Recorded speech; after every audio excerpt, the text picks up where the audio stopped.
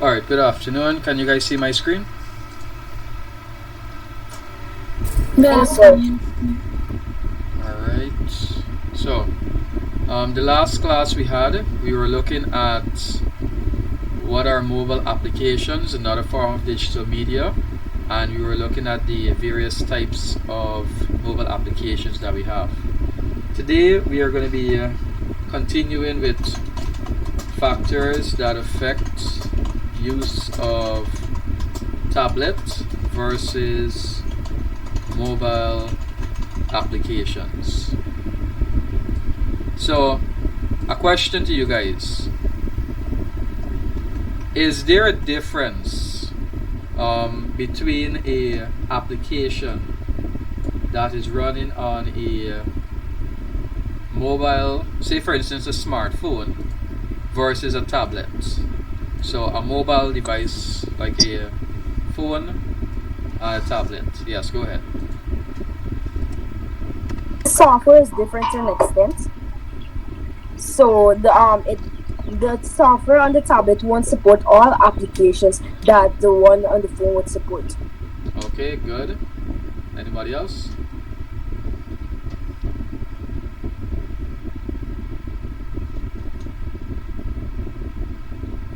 So the next question: if you have a specific application, say for instance WhatsApp, can you, or any form of application, do you think you can take the same installation file that you use to install on a phone? Do you think that same installation file can work on a tablet?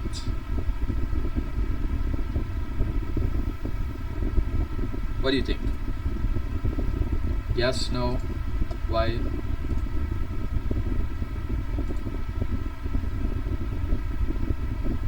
Are you not sure?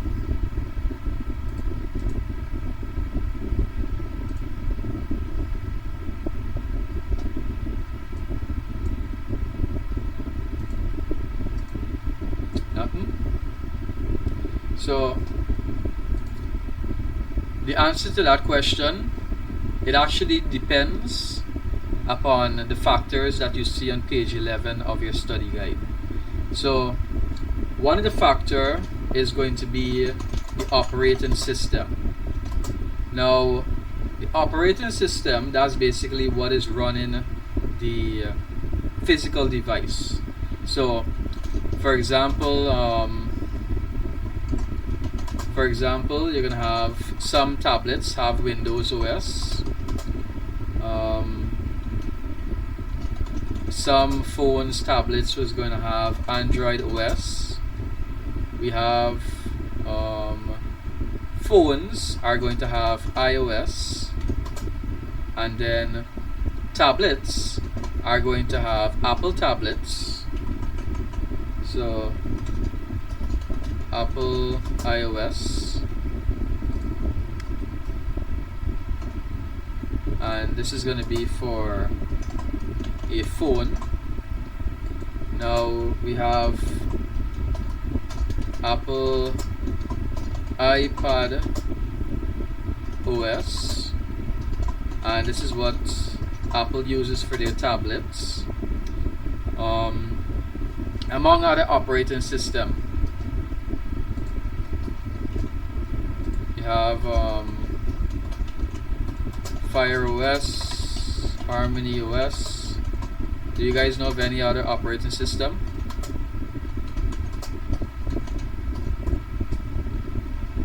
Any other mobile app? What was that? Sir, I was gonna suggest Linux. Linux.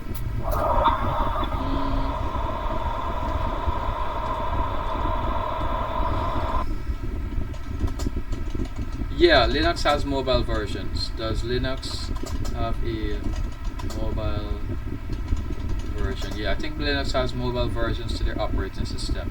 Yeah, Mobian is a Linux phone OS that has been in development since 2020. Yeah, so Linux. So mobile versions. Yeah. So those are some examples there of operating system. Now, what you have to note that when you're creating software, a software engineer, a software developer, when they're creating an operating system, they would create software for a specific operating system. So for instance, you ever notice that sometimes Apple devices has a certain application and you cannot get that application on Android? You ever notice that? Yes, sir. Yeah, and that's the reason why. Because software developers build applications for specific operating system, basically. So, for instance, a company, what they might do, they might build a software, build an application just for Apple devices, and they don't care about Android, they don't care about Fire OS and all those applications.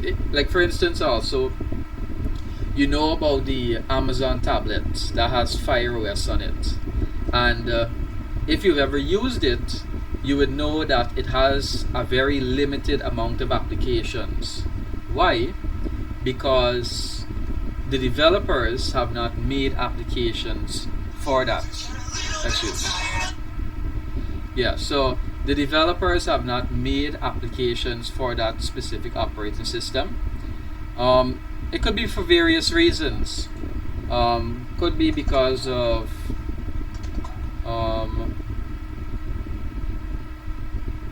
what would some reasons be? What would some reasons you think?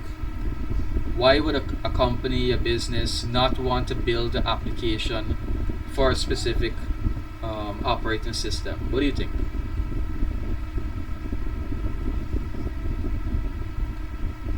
Sir, can you please repeat? I didn't get that. So companies would build applications for a specific operating system. What are some reasons as to why? Sir, what about if how would I say it? They were like sponsored to build specifically for their software? Good. That would be a good one. So hired specifically to build for an operating system. Good.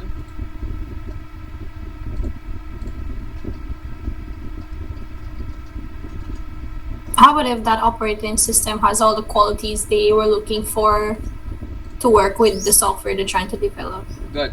So they simply prefer or favor a particular operating system. You know, you got some people that genuinely like Apple devices, and Yeah, me. right, so they can't do without it. They really like it, even though it's expensive. Even though people talk about it, that you gotta pay for applications and do all these sorts of things, they still favor it. So you have developers who are like that, and they would prefer to build applications for that particular operating system. So these are some reasons they were hired specifically. They prefer that operating system. Anything else?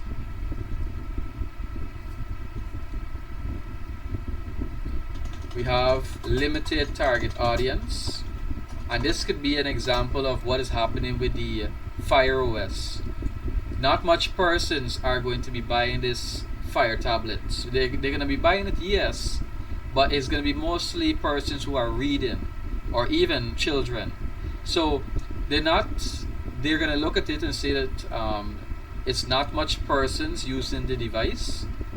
It's not much productive persons using the device. Yes, it might be a lot, but it's not productive persons that are going to make use of these applications.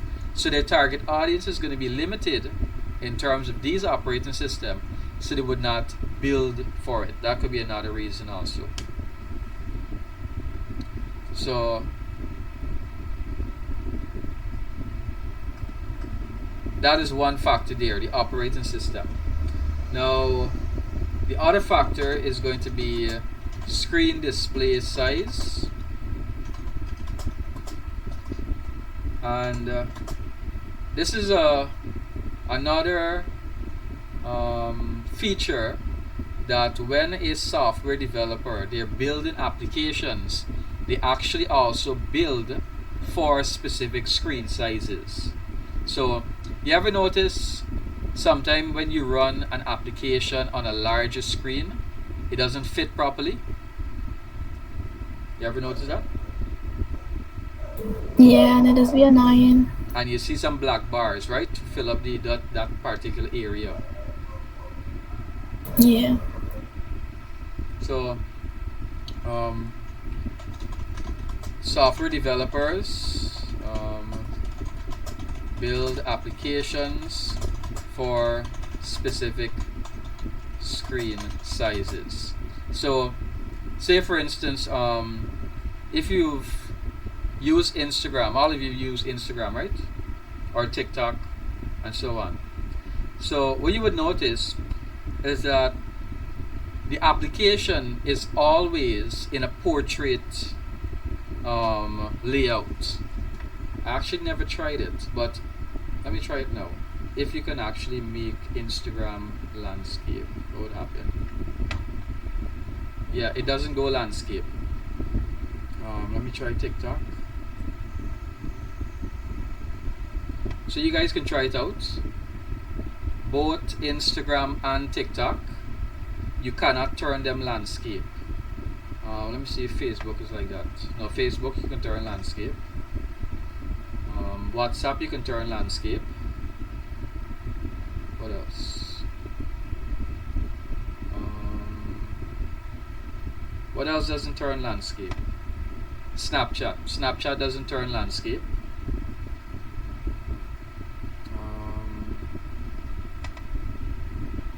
Telegram turns. Let me see Twitter. Twitter's created for landscape. So those three applications, they're just a few among the many whereby the screen size, and when we say screen size, we're referring to resolution of the device. So mobile resolution examples, let me get a few. So these are some examples here. These are the most common ones that you will find.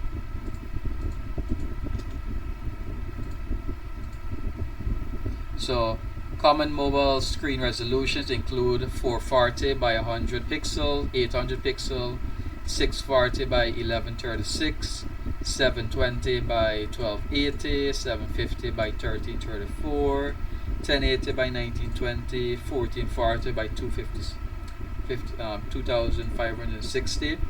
Those are examples of screen sizes, display sizes, which is basically in relation to their resolution. Now, I just realized I'm mixing up resolution and screen size.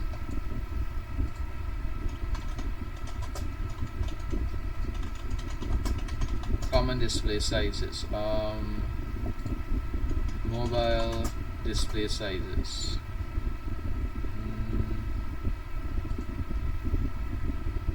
So, alright, so common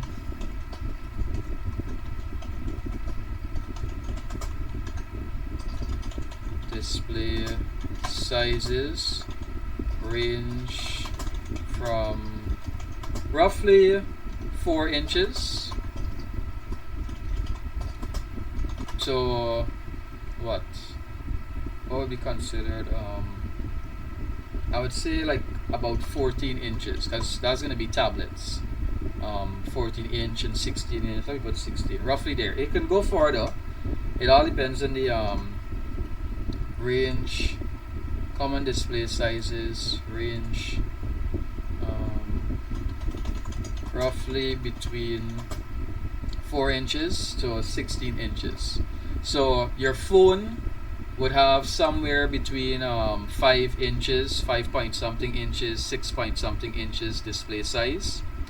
A tablet, that's going to range from 6-inch tablet, 8-inch tablet, 10-inch tablets, and going up, depending on how large you want it.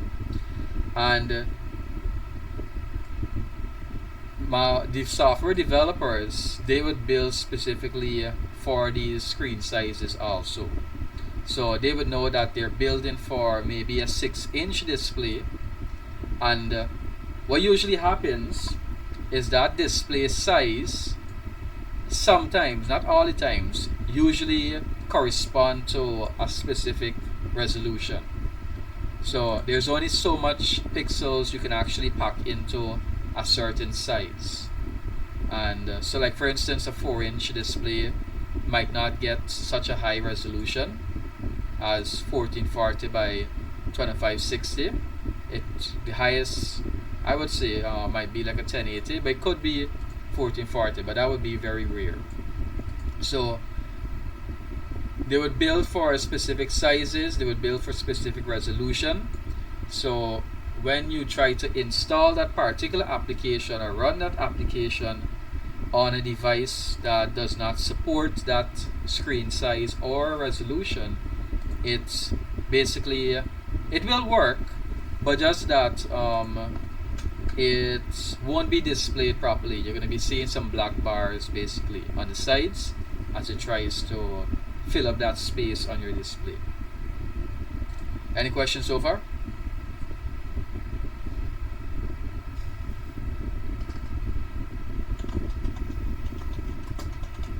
No, sir. Alright, so next we're going to be looking at hardware compatibility. Alright, so just like how we have different operating system, we have different screen sizes, the hardware of the device is also going to be different. So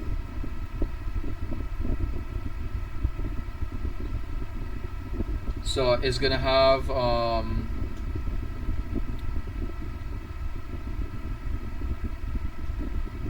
devices can have different CPU, GPU, what else? Storage, memory,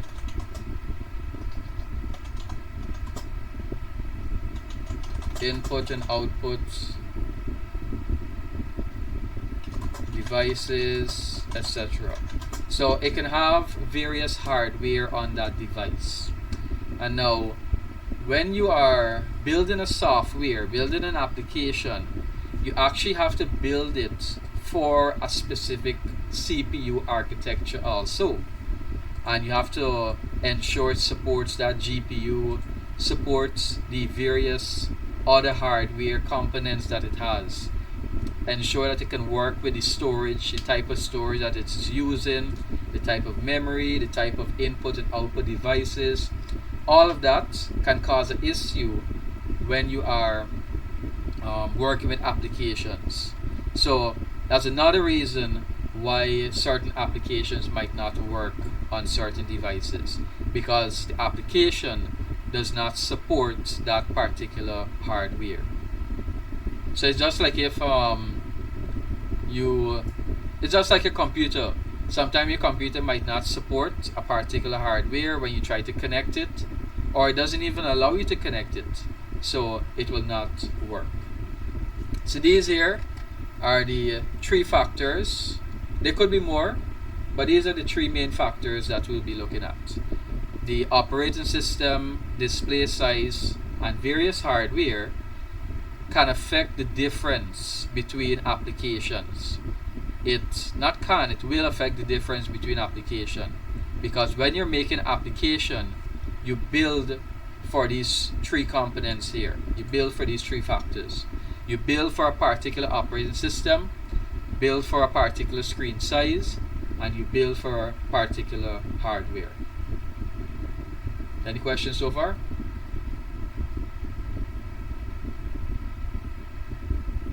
No, sir. Alright. Let me see if I missed anything. Upload applications, type comes in various formats.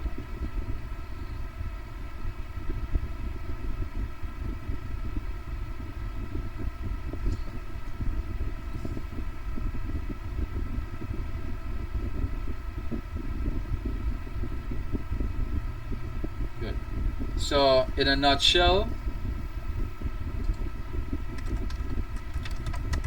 even though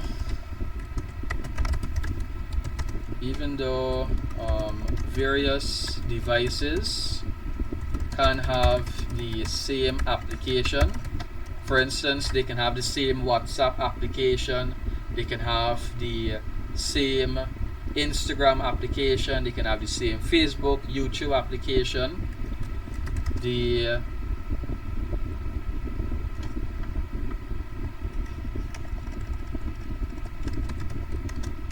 Even though various devices can have the same application, the installation file can or will vary based on the following factors that we just considered. Good. So if no questions, we're going to move on to some terminologies. Now, our first term is going to be video, digital video. And let's see.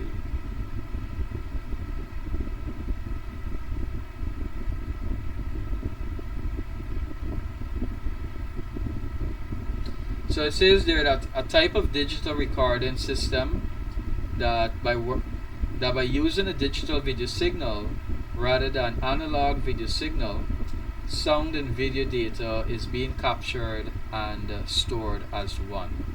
So, can anybody tell me the difference between a digital video and an analog video?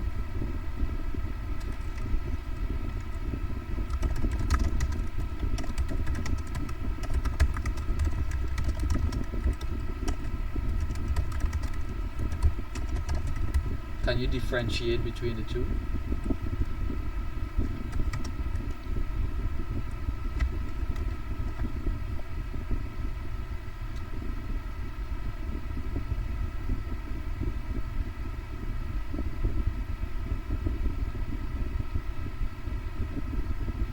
Alright, so yeah, go ahead. I was gonna ask if analog video is those old time videos where they just flip to pictures, black and white. Yeah, you could say it as an example. But like, what I'm asking is like, how can you differentiate? Like, what's the characteristics of a digital video and an analog video? What makes them different in terms of like how they are stored? That's the factor there. How are they stored? That's the key difference.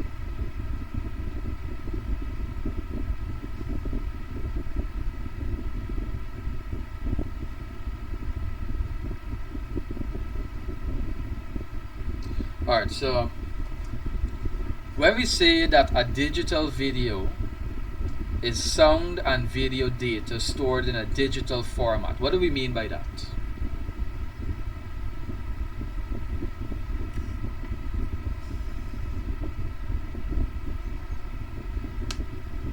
That should be very easy. What do we mean by that?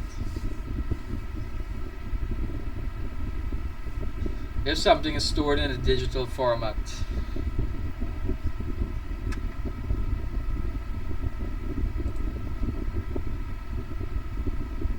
the only thing coming to mind is like binary. yeah, and that should be the only thing that's coming to your mind.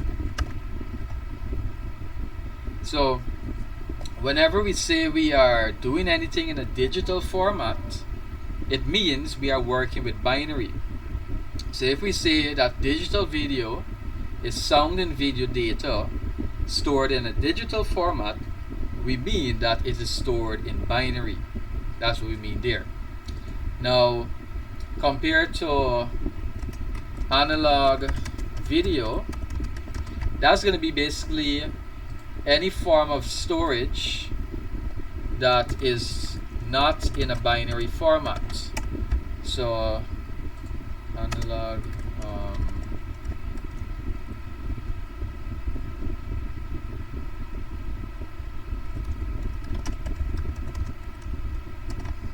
let me see if I get anything.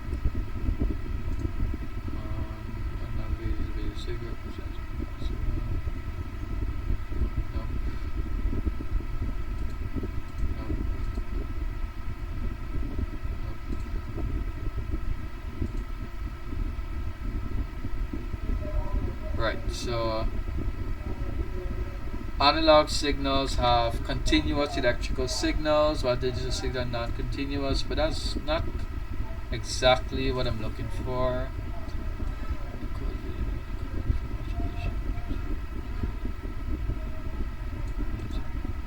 Alright, so it's not telling me what I basically want. Now, basically, when it comes to analog versus digital signal,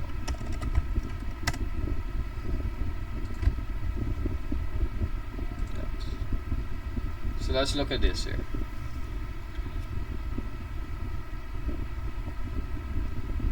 The one in the left, as you can see here, this is an analog signal, and the one on the right is a digital signal. Now we're going to try to not get too technical.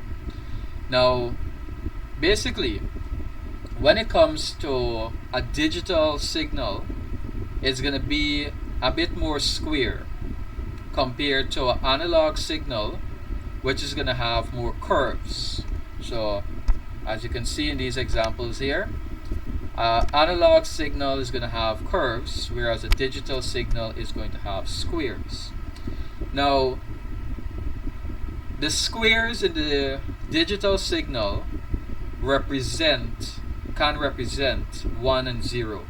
So for instance, it all depends on, I'm not sure which is which, but I'm just giving you an idea that the top part of the square can represent a 1, and the bottom, so maybe this dip here, this drop, indicates a 0. So 1, 0, 1, 0, 1, 0, and so on, and it continues. Or it all depends on the center line that they're passing through. That would indicate whether it's a 1 or a 0. Like we said, we're not focusing on getting too technical. We're just getting the idea that a digital signal is in a square format, and that the up and down represent 1 and 0. Now, the analog signal, as you can see, has more curves, and it kind of has up and down, but it fluctuates a bit more than the square waves. So it's a bit more jumpy, you can say, like how a person is always jumping and constantly moving and frantic and so on. So it doesn't have like a dedicated up and down, you can say. Sometimes it can even go in one straight line. It all depends on what is happening. So in terms of storing data, what we're getting at, the idea is that digital signals, digital storage is always going to be in a binary format. It's always going to be represented with a 1 or a 0. That's how it's always going to be. So it's always going to find a method to store the data digitally. So for example, on a CD, on a compact disc, when it is storing data, it uses what is called lands and pits. So it's kind of like a on and off kind of switch. It's going between one or the other. There is no third state. It's only a land and a pit. So the pit would be a groove in the surface, and the surface is going to be called a land. So you can actually imagine this as a square wave. It's going, the land is going to go up, the pit is going to come down, up, down, keep going like that. And that is representing binary. I'm not sure once again which is which. Maybe the land is a 1, the pit is a 0, but the key point is that it has a specific representation of the 1, and it has a specific representation of the 0. So that there is indicating binary. Now analog, now once again, it doesn't have that specific indication because it can fluctuate more than that square wave there. So it can go farther down, it can go farther up, and so on. It can fluctuate a lot more. So analog is basically anything other than a binary format. Anything else other than binary is going to be analog. So for instance, vinyl records,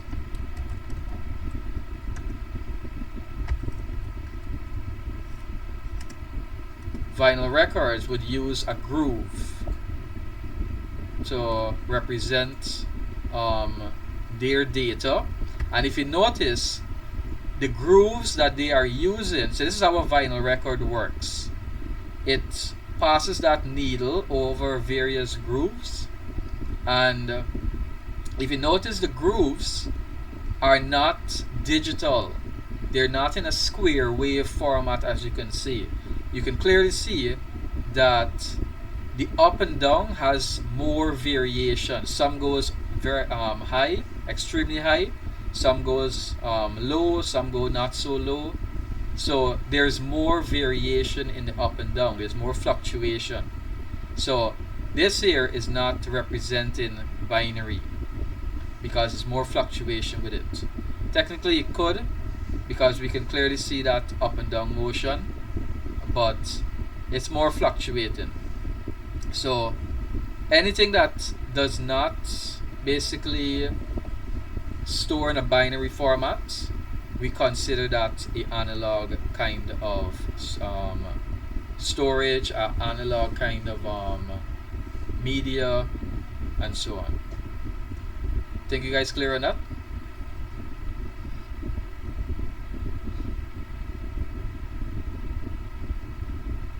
Yes, sir.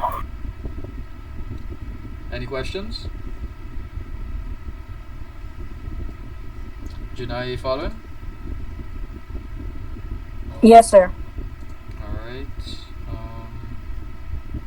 Where was it? Analog.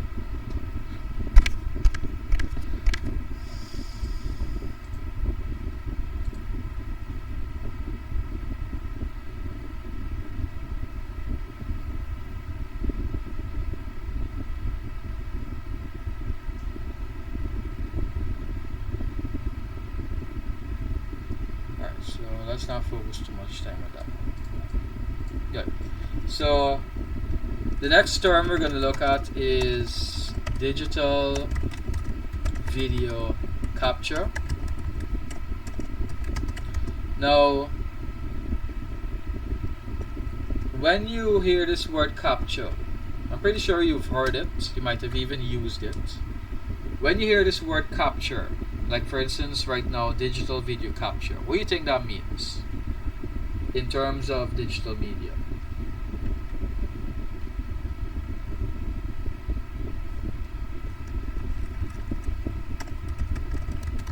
When a recording of a video is done. Right. So basically, capture is another word for recording. It's like our technical term for recording. We say we are capturing something.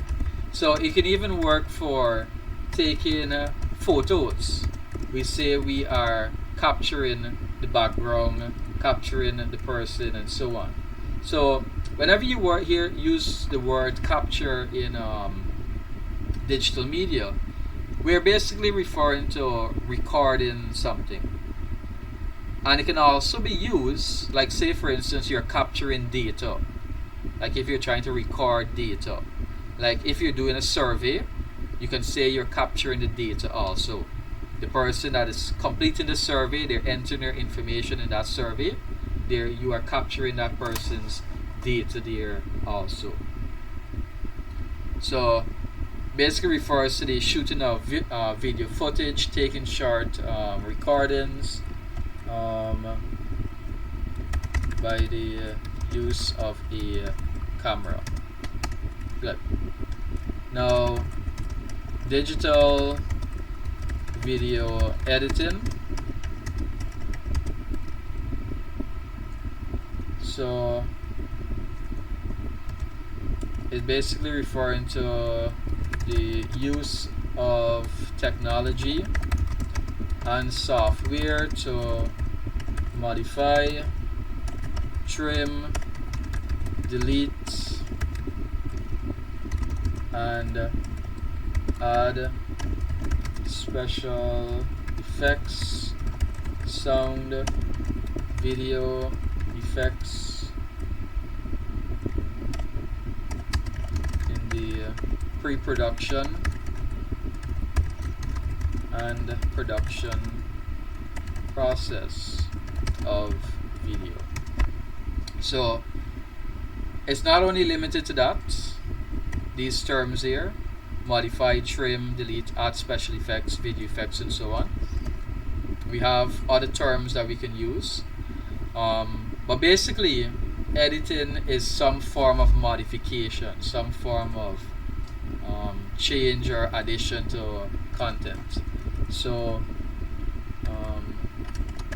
video editing terms, let's see.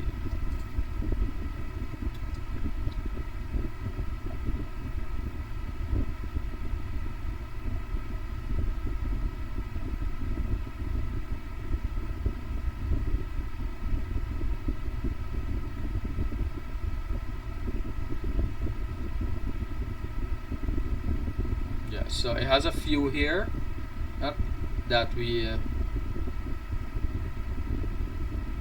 are going to look at, but I'm going to add the link also, and you guys are going to read through all of them. Video editing terms. So for instance, you're going to read through all of them. Like for instance, when we are working with video, we have what is called the aspect ratio. Do you guys know what this is? You ever heard this before? You ever used this before? Not really. So your phone has it. Whenever you're taking a photo, you ever notice that sometimes you can change between the photo being very long, like a portrait, or between a square, a more squared version of that photo? Yeah. Good, but that's the aspect ratio. So aspect ratio relates to how the width and the height of your video relate to each other. Or basically you're setting the width and the height of your video. We have what is, these are the common ones that you'll find. A 4:3 aspect ratio. It's almost like a square, but obviously the 4 indicating one side is longer than the other. Then you have a 16:9 aspect ratio, whereby the 16 is the length of your device, so that's why it looks longer, and the 9 is the width of the device, so that's why it fits. This aspect ratio takes up the height and the width of your screen of your phone. So when you're editing videos, you would actually set the aspect ratio of that video. Like for instance, all of you use TikTok, right? You view the videos on TikTok, right? Anyone hasn't viewed a video on TikTok? Like on the app itself? Yeah. No. You haven't? No, I just only use the browser thing when y'all send me. Well, it should work the same. Basically, like, say for instance, if this is the application interface, this is the phone. You ever notice sometime the application, the video takes up the entire top to bottom. You see it in a portrait manner, but then you have some videos. So this is the phone here again, but then the video only takes up like this part here, and you see the video here. and at the top and the bottom they're black. Black spaces take up that. You ever saw that? Yeah. Well, that there is the aspect ratio. So this here would be a 16:9 aspect ratio, and this here would be a 4:3 aspect ratio. So whenever it looks more square, and you're seeing black bars at the top and the bottom, that's 4:3. And if it takes up the entire display, that is a 16:9 aspect ratio. We have other terms you're going to read up was B-roll. We already looked at bit rate. That was a while back when we were looking at the first objective. We have what is called color temperature. Color temperature deals with editing as a whole.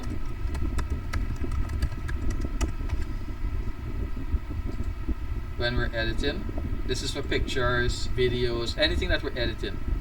So color, when we're editing, we consider the temperature of the color. So this is a scale we basically use, one of the scale we use for color temperature. At the very center, we consider daylight, the white light of daylight, as 500K.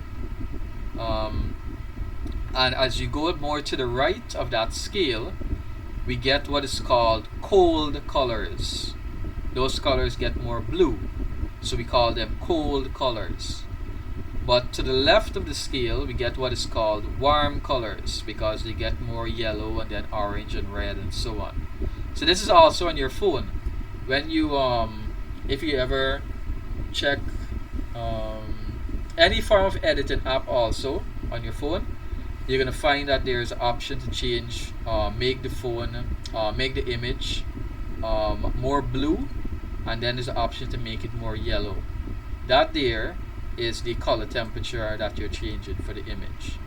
So like if you want to make the image more yellowish, reddish and so on, you can use this here. If you want to make it more blue, you can use this method also. Or if you want to take out the blue and the yellow out of the image, you can go in the reverse order of the scale. Like if the image is mostly yellow, you can raise the coldness of the image to try to take away some of that yellow, of that warmness, and vice versa.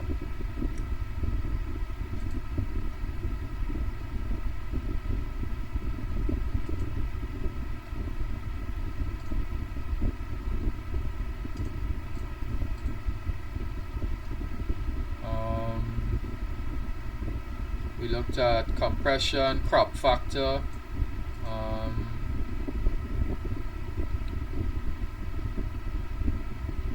Alright, cropping. You guys should know what cropping is. Cropping is basically in relation to the resolution. So let me see if I can crop in.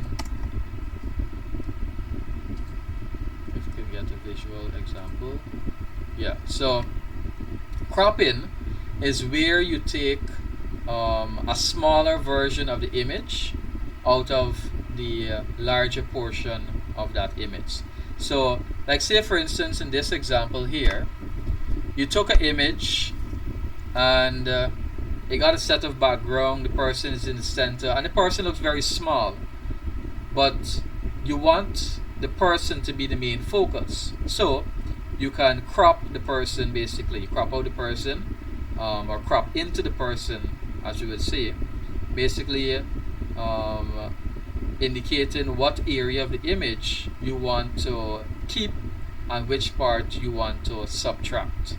So that term cropping basically indicates which part of the image you want to cut out, you can see.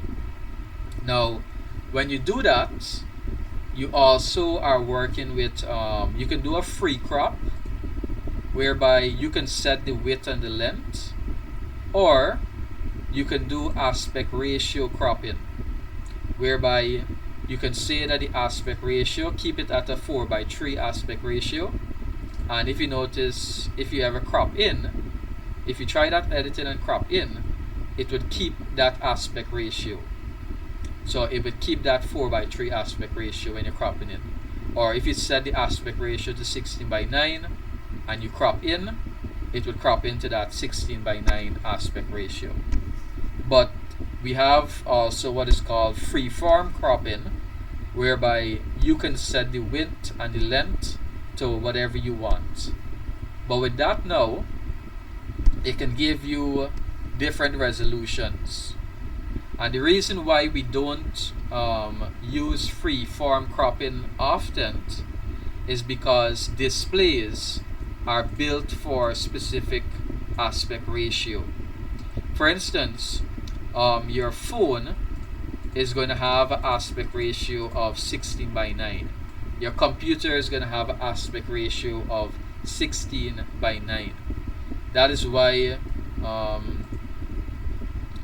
when you open a YouTube video, it doesn't matter which YouTube video you open. They're all, and it doesn't matter which computer monitor you open it on. It's all gonna open. It's all gonna open and fit directly to your screen.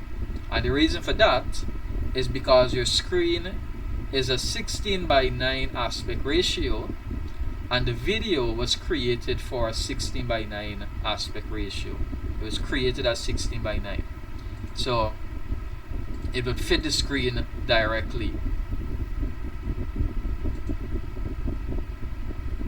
So this here, what you're seeing right now, is another aspect ratio. I'm not sure which aspect ratio this is going to be.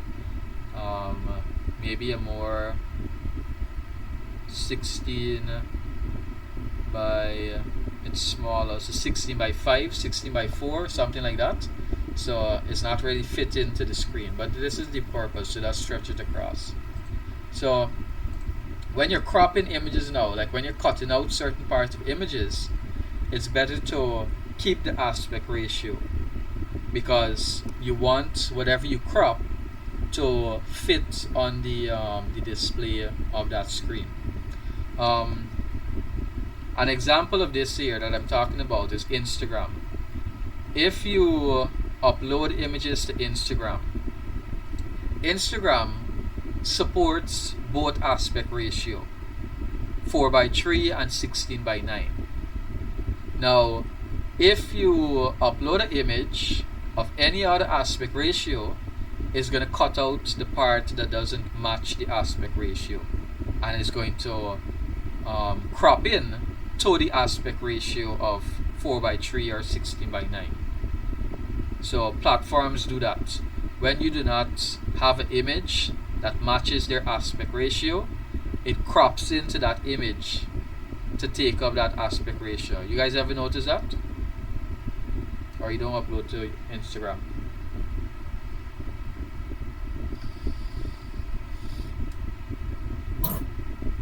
No Instagram. Well, one day if you try it, you will notice it.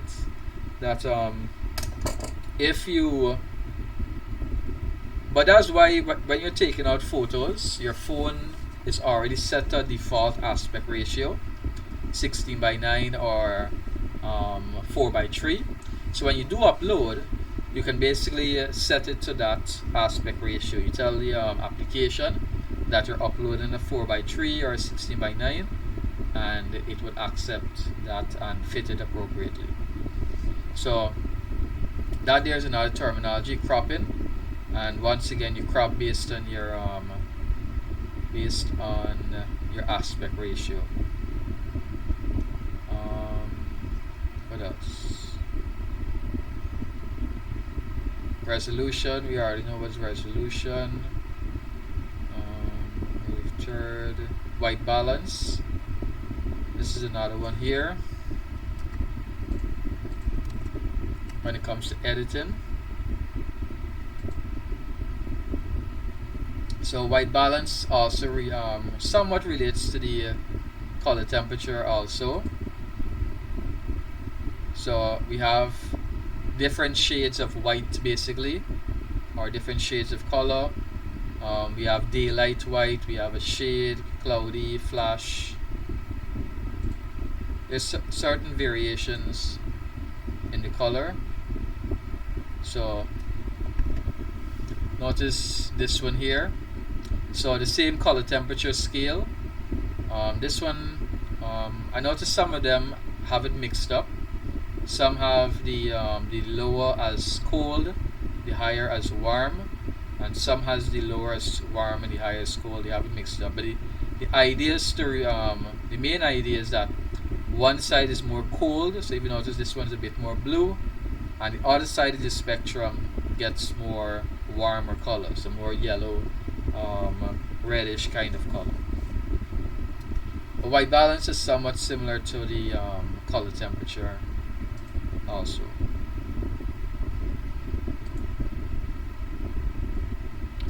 Yeah, so we're looking at video edited, and those are some of the terminologies when it comes to editing. Any questions so far?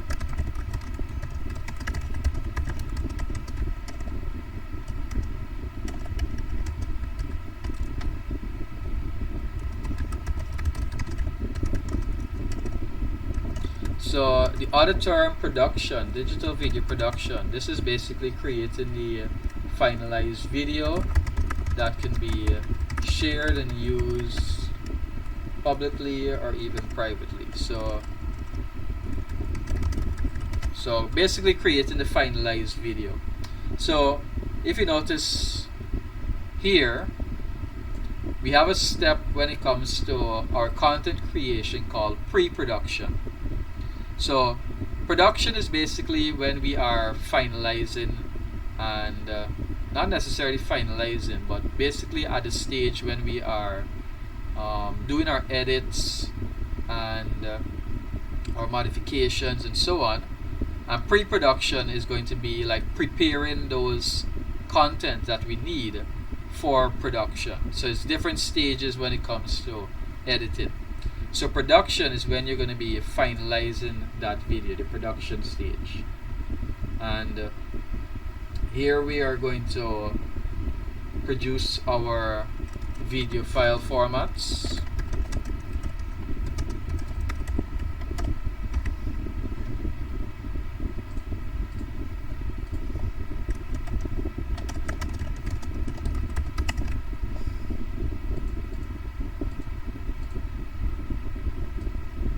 So these are the common video file formats that you'll come across.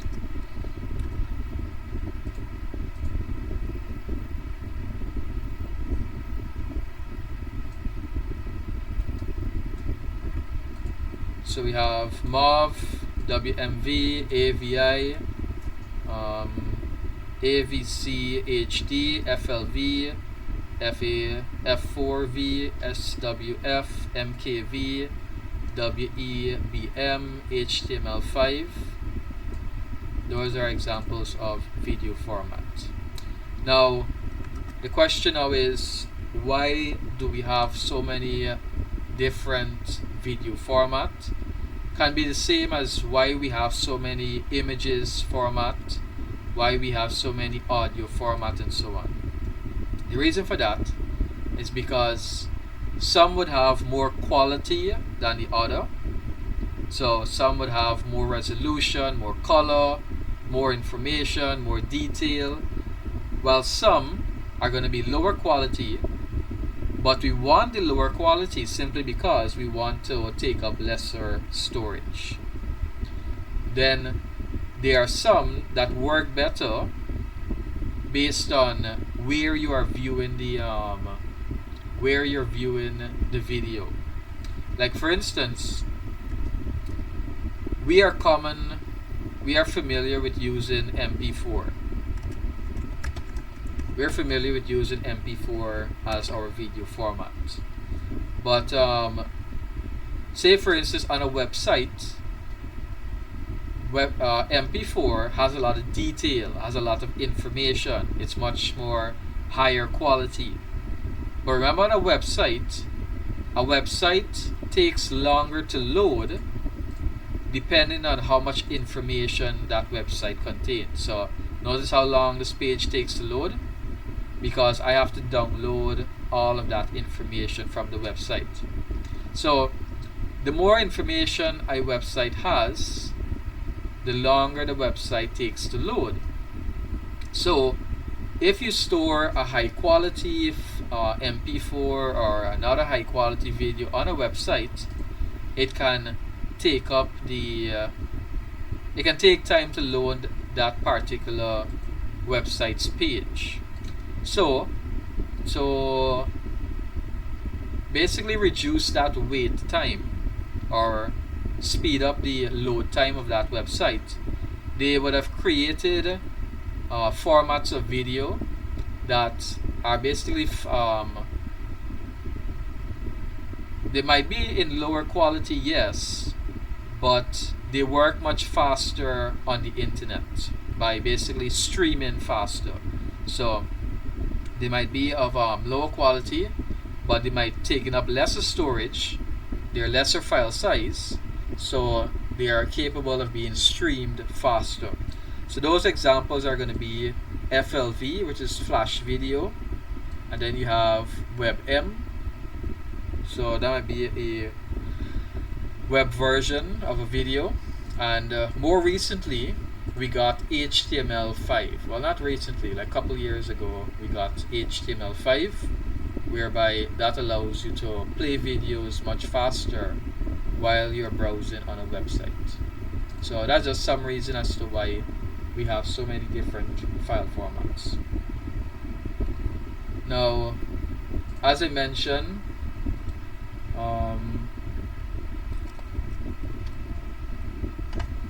photography editing, photography capture, digital photography, it's basically referring to the same thing that we would have covered for video.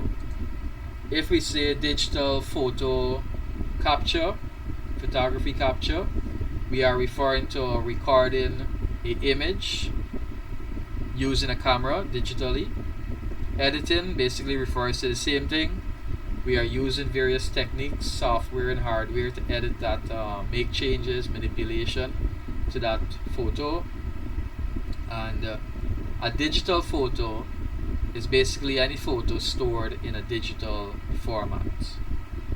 And production is basically when you're finalizing that image so that you can use that image or share that image after you finish making your edits or finalizing your edits.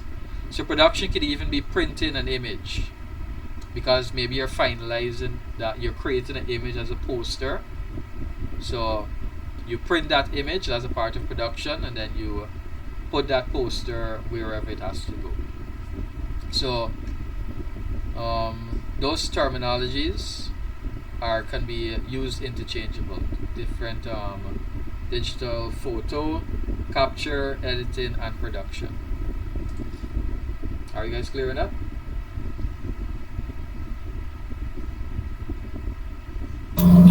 Yes, sure. Any questions so far?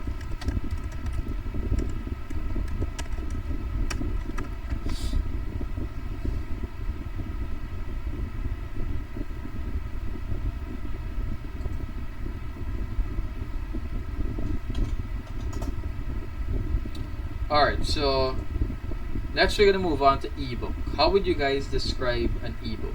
What would you say if you were to just create a definition for ebook? How would you describe it?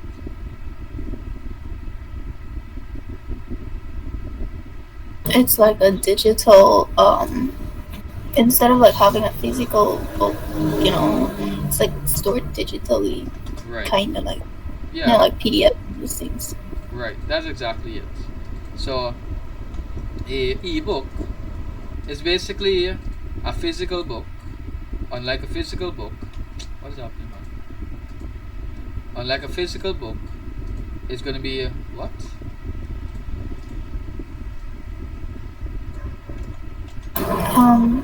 A digital version of a book, basically. No, I was copying this thing and it keep pasting the older copy. I was wondering what was happening. Yeah, but you're correct though. An ebook, which is ebook is a shortened form of electronic book, is basically a digital format of a printed book. But the book doesn't necessarily have to be printed. Just that an ebook refers to a book in a digital form. That's the key point there. A book in a digital format. Now, why are we creating ebook? Well, the first benefit is going to be ease of dissemination. What do you think that there means? Ease of dissemination.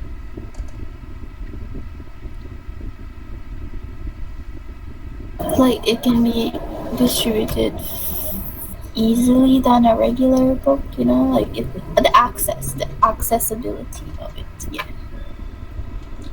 So distributed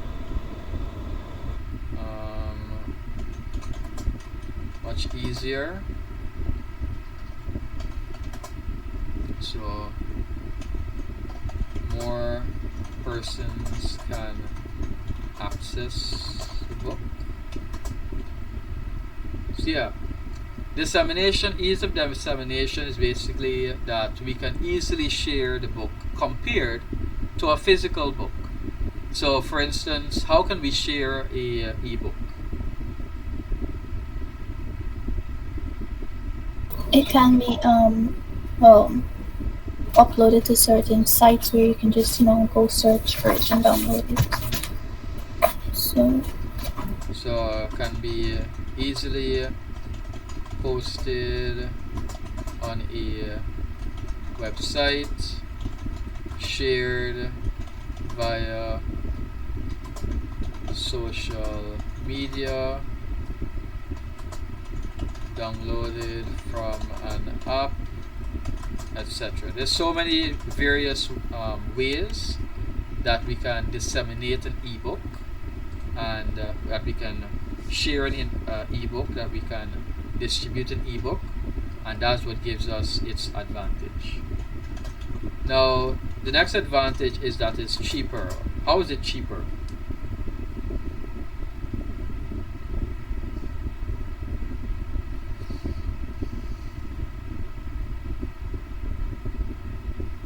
I mean, you don't have to pay for it. You could just transfer it or something for free.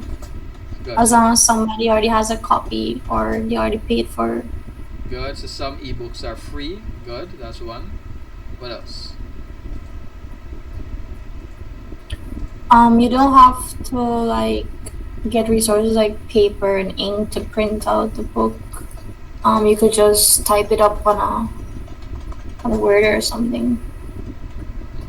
So no physical resource to other than no physical resource.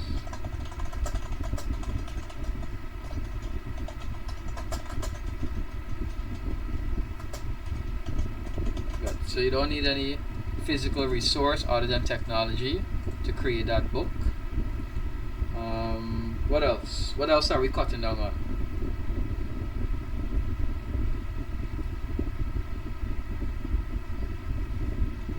What about distribution?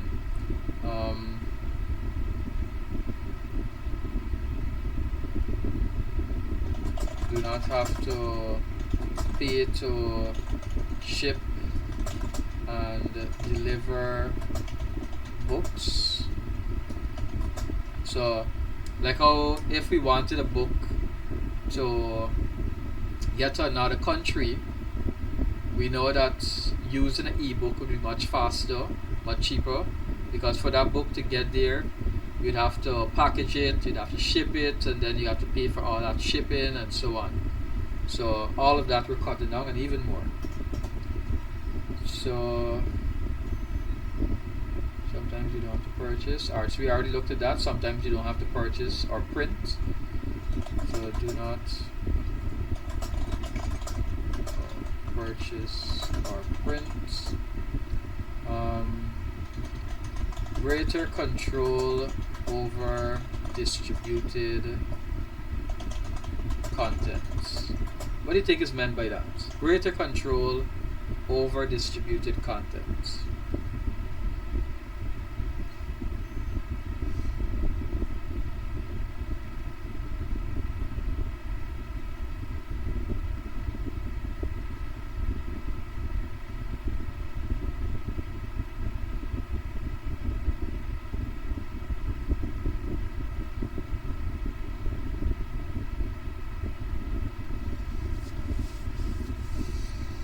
Sure, like the only thing coming to mind is in terms of like editing. Like if you need to update the book or something, you can just easily do that and upload it back. Whereby, if you had to edit an actual printed book and then you gotta go print back everything, that's kind of, tough. Good. Good. That's a good example. You could easily make updated versions of the book. What else? Could distributed content be like who you want to collect it, like research articles? People that other scholars is the only people that can access it. Not everybody can go and find scholarly articles, like the whole article, or no. Good. Yeah, that's good. That's correct. So you can control who has access to read your book, your ebook, and not only for scholarly articles. Remember, we have books also that are adulterated books, adulterated content. So, for example, a physical book, anybody could go into the market or any bookstore at this point in time and be able to buy a book that is not age appropriate for them. But with the ebook now, you can put it behind some sort of mechanism whereby the person has to verify that they're an adult or they're a certain type of person, and only then they'll be able to read this format of this book also. So you're controlling how it is being distributed, you're controlling access, you can control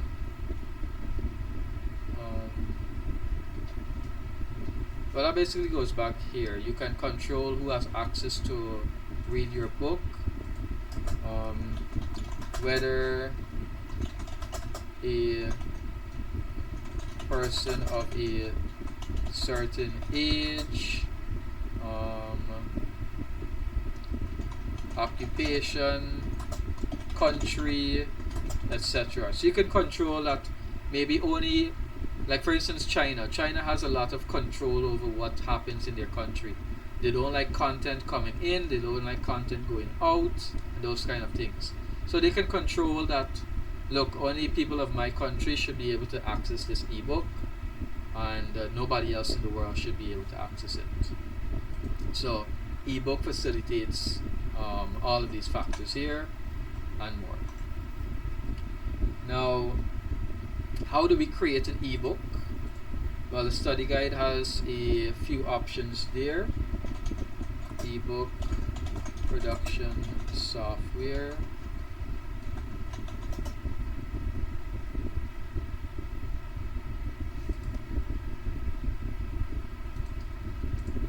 So as you can see at the very top there, the first example of software that we could use is Microsoft Word, Google Doc, and so on.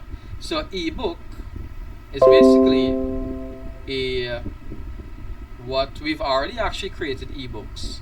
Once you have saved a file in one of these formats here, so we can have these also in our file here. So ebook file formats. So these are some of the file formats for ebook.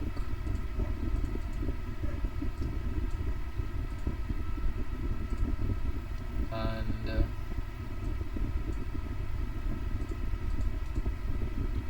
yeah, basically once you save your ebook in one of these formats, so once you've been type it in Microsoft Word and you save that file in Microsoft Word in a PDF format, you basically created a ebook there. Or you can use other specialized software, ebook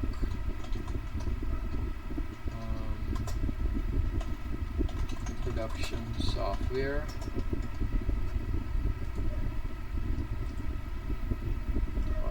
Yeah, this is what I was talking about. So I just copy this here and I paste this something else. See?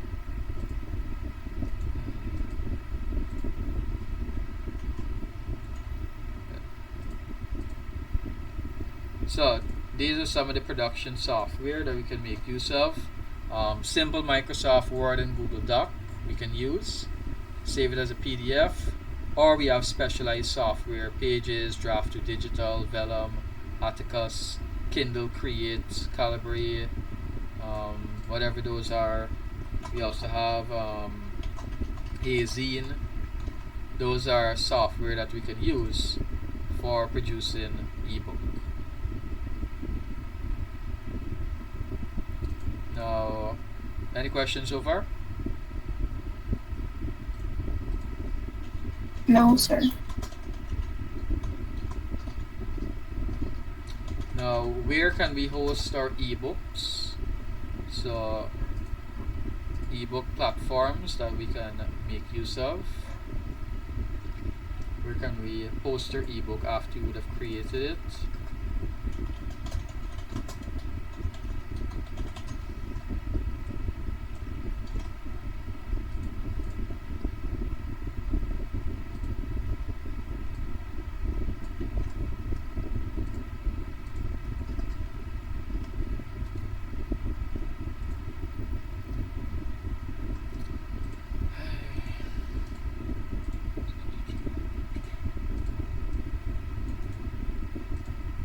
Wow. Copy.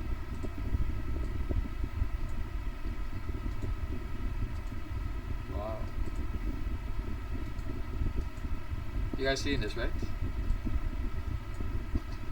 Yeah, that's weird.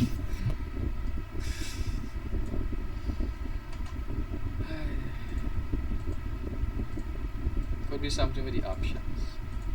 What I was clicking on.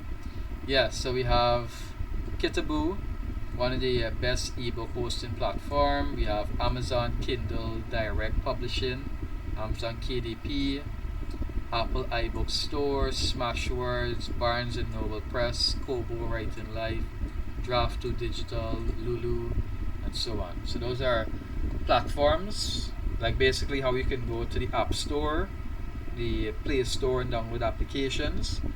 These are either websites or applications that you can use to access ebooks. We also have Google Books, Kindle, Mint.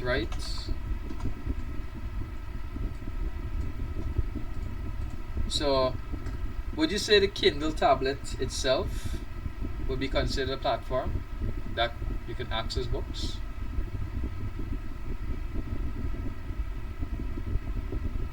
Or does the software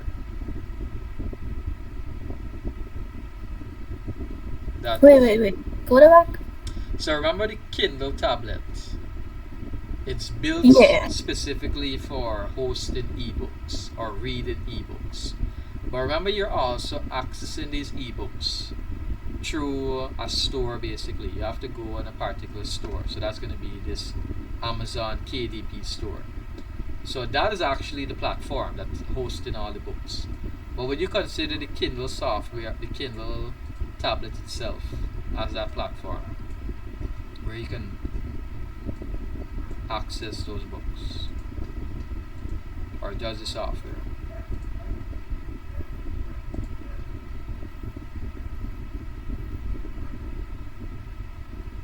I feel like they go hand in hand because I don't know, but if the Kindle, the KDP, the we call it the software can be accessed on any other device other than a Kindle, then only that software you would consider that. The Kindle wouldn't really thing, but if it's only accessible on the Kindle, then I guess the Kindle would be that source. That's actually a good way to reason on it. But I think, I think you can also access the software on other platforms. Like you can also, like right now in your phone, you can download the Amazon app and be able to access ebooks. But it's kind of like a gray line area. Technically, you can reason it's not a platform for hosted books, but technically, it was also created specifically for accessing the books, just that you're accessing it through a software. So it's a bit of a gray line area. Yeah, that's it for ebooks. Any questions before we move on? No, sir. Alright, so our final form of digital media for this objective is, it's a very lengthy objective, that is websites. So we should be familiar with website, what a website is. Website is basically a set of related web pages, typically served from a single web domain. So a website is basically a compilation of various web pages. A web page is basically a single page of a website. So web design is the technique used in software to create web pages. So we call them web designers because they use various software in order to create websites. And we know that the language of websites, of creating a website, is HTML in cooperation with CSS, along CSS, so that we can add further modifications and so on to that website. Was the other than HTML, is there any other way we can create a website?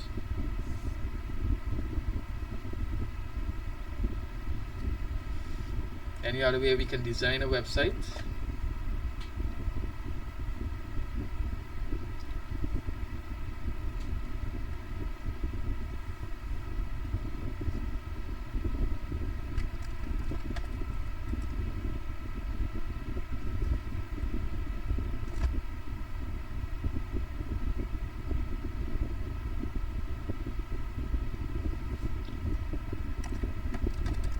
Nothing?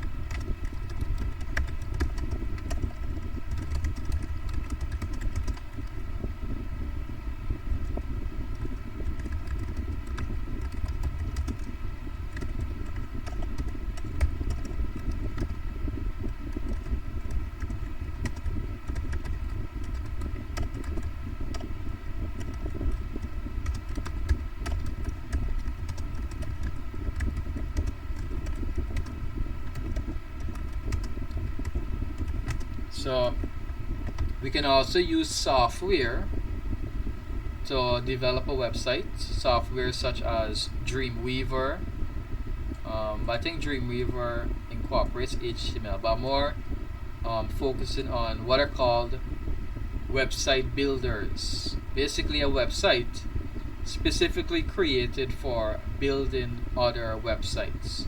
So that's going to be examples such as Weebly, Firebug, Wix, Yola. So if you search for website builders, you can see a whole host of them.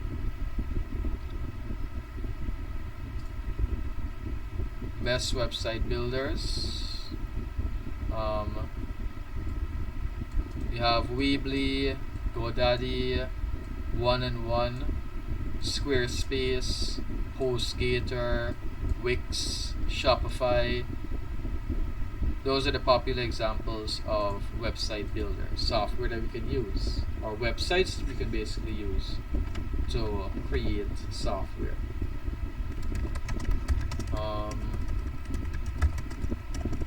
What is web page management? Uploading new materials or changes the content of the web page. Correct issues of crashed pages, bug fixes, reload of pages, and so on.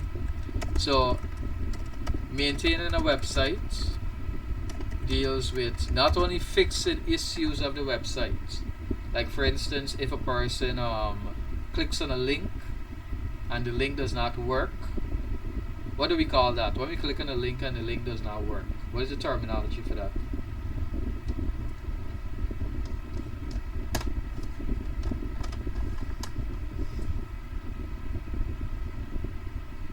What do you call a link that does not work?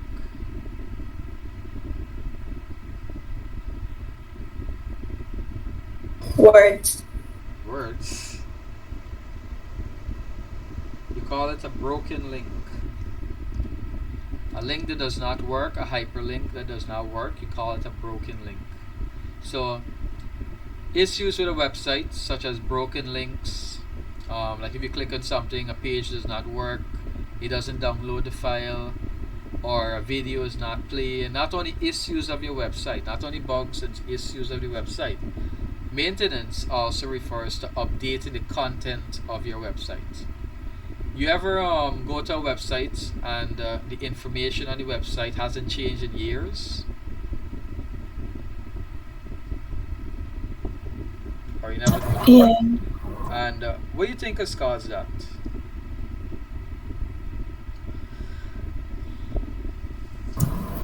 Before saying that count, man, said the people are lazy. Right, that can be one. They're lazy. So the company itself might be lazy in terms of upkeeping their website. Because take for Guyana, for example. Guyana is basically, we have certain businesses that have websites. Recently, they started introducing their website, and they create the website, but then a couple days after, a couple months after, they don't update the content of the website. So they just think that some of them, they think that just creating a website is all they need to do, and they don't update the information on the website that they would have placed. But there are actually various factors for that. What do you think are some of the factors that lead businesses and companies and persons to not update their websites? I feel like for starters, like they might have wanted their website to be out there, right? But then like with the increasing use of like social media, they just like kind of switch to more updating their social media platforms. Like maybe Instagram, they update their Instagram and they don't update their website with the same product or whatever. Good, that's a good example. Um,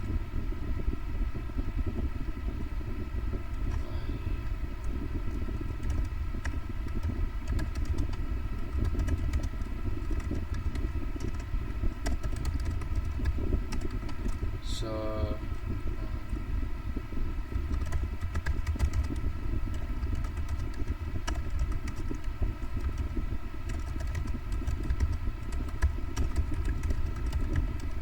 So some switch over to social media because they say it has more persons, they reach more persons there.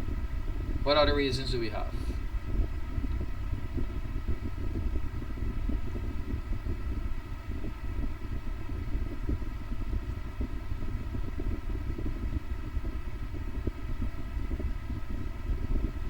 So um, some companies are actually forced to have a website. It's kind of like they see the competition having a website, and they were practically forced to build in a website, and they don't know that they have to actually manage the website. They actually have to update the content of the website. They just think it's a one-time thing. You put your create a website, you hire somebody, put the information, and that is basically it. So some were forced to create websites. not knowing the responsibilities basically of updating. Um, you want to say something, Shanti? I was gonna say if maybe they don't have the funds to hire someone to maintain the website that they end up creating. Right. And that's actually the next point I was going to type. May not have enough funds for maintenance, may not have enough funds, or may not want to spend the funds on may not want to spend the funds on maintenance. So some companies genuinely they might not have the money to maintain their website, and some that do have the money think it's a waste of time. It's not necessary for them to go and make all these minor changes and so on.